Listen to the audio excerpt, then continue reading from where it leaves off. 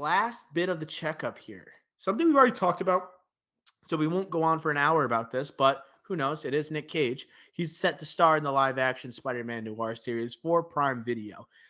So Steve Lightfoot, who did the Punisher TV series, and Oren Uziel, who did 22 Jump Street, will serve as showrunners. Henry Bradbeer from Fleabag is going to direct the first two episodes.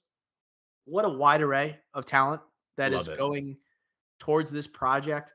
Uh, we were on the bandwagon to have Nick Cage play an aging Spider-Man Noir, and guess what? We are getting it.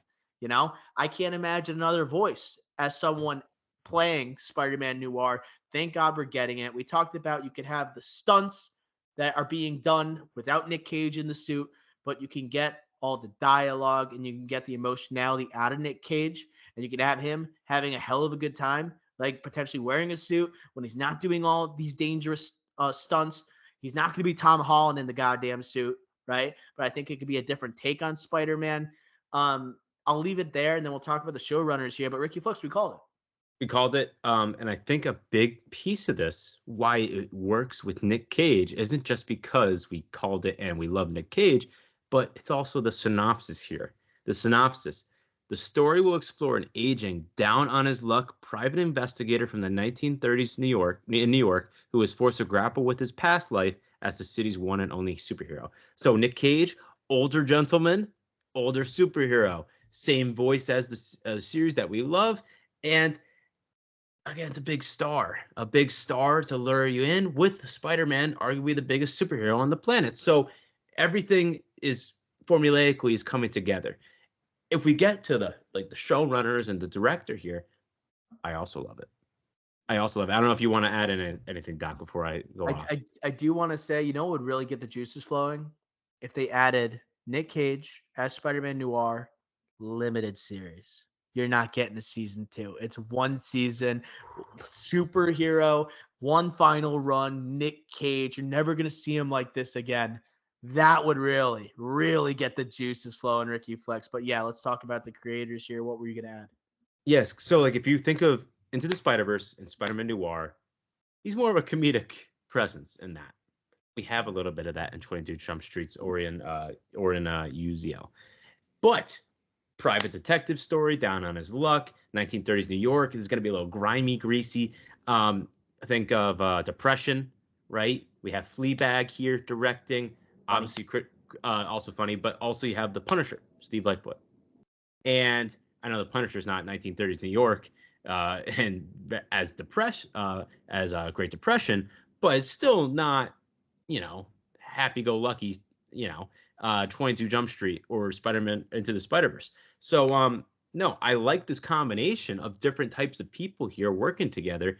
And again, around a Nick Cage who has proven that he could do it all and who's an experienced actor. And I know he's hits or misses, but he has his misses with people that are not right. Like that, they're not like, experienced or anything, and he's just going because he just does it because he loves the project, he loves the work, not necessarily the project. Here, it's like you have an interesting project with proven people and also a proven actor. I just think it has all the things that puts together a good project, let alone Prime, who's going to throw in a bag for this.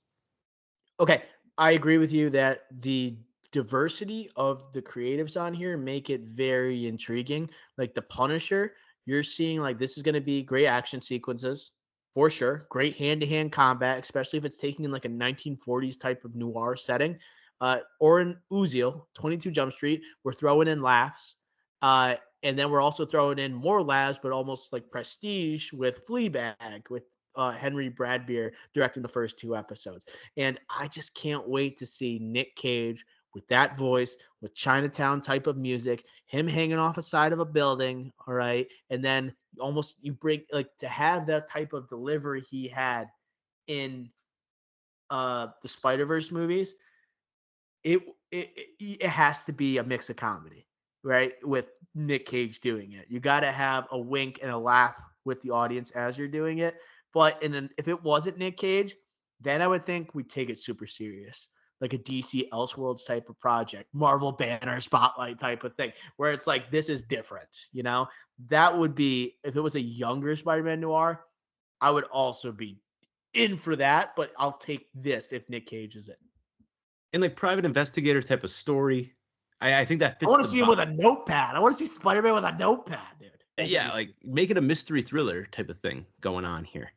Um, that's like that would be great, but obviously it's going to have a comedic tone or a comedic presence at least, as somewhat, which I like because that's what fits with this cast of showrunners slash writers slash directors and also your actor. So I do like this, and it was just like Nick Cage, he does everything, and like I was saying before, he just likes to work. Sometimes just picks projects because hey, I just want to work this month. I'm gonna do Willy's Wonderland or some BS project. But then he just runs into these type of projects that just get your blood running a little bit here.